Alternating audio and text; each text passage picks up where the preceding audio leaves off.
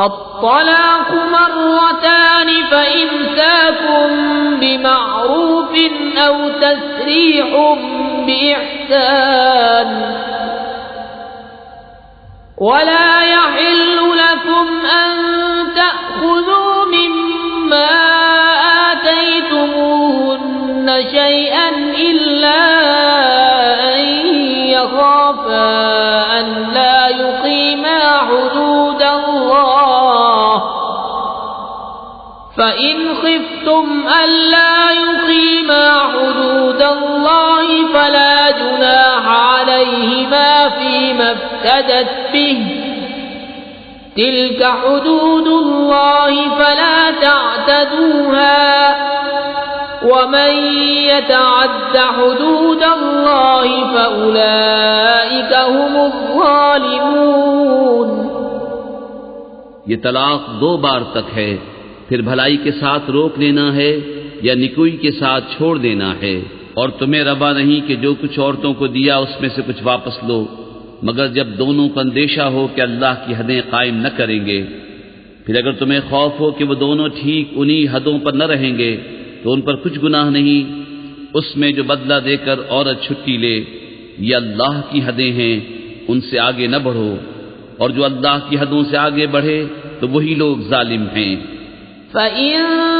طَلَّقَهَا فَلَا تَحِلُّ لَهُ مِن بَعْدُ حَتَّى تَنكِحَ زَوْجًا غَيْرَهُ فَإِن طَلَّقَهَا فَلَا جُنَاحَ عَلَيْهِمَا أَن يَتَرَاجَعَا إِن ظَنَّا أَن يُقِيمَا حُدُودَ اللَّهِ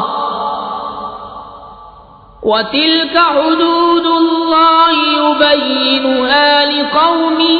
يَعْلَمُونَ۔ پھر اگر تیسری طلاق اسے دی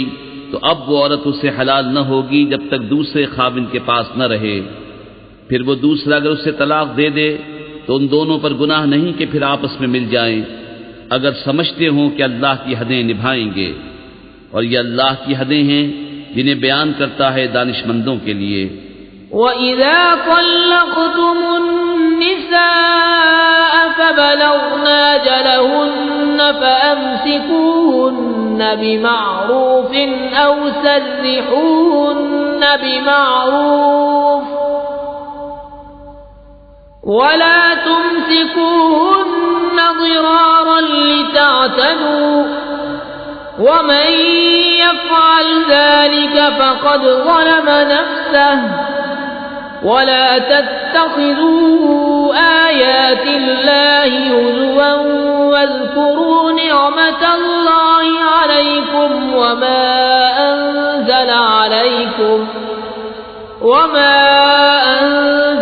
عَلَيْكُمْ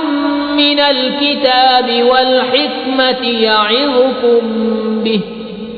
وَاتَّقُوا اللَّهَ وَاعْلَمُوا أَنَّ اللَّهَ بِكُلِّ شَيْءٍ عَلِيمٌ۔ اور جب تم عورتوں کو طلاق دو اور ان کی میعاد آ لگے تو اس وقت تک یا بھلائی کے ساتھ روک لو یا نکوئی کے ساتھ چھوڑ دو، اور انہیں ضرر دینے کے لیے روکنا نہ ہو کہ حد سے بڑھو،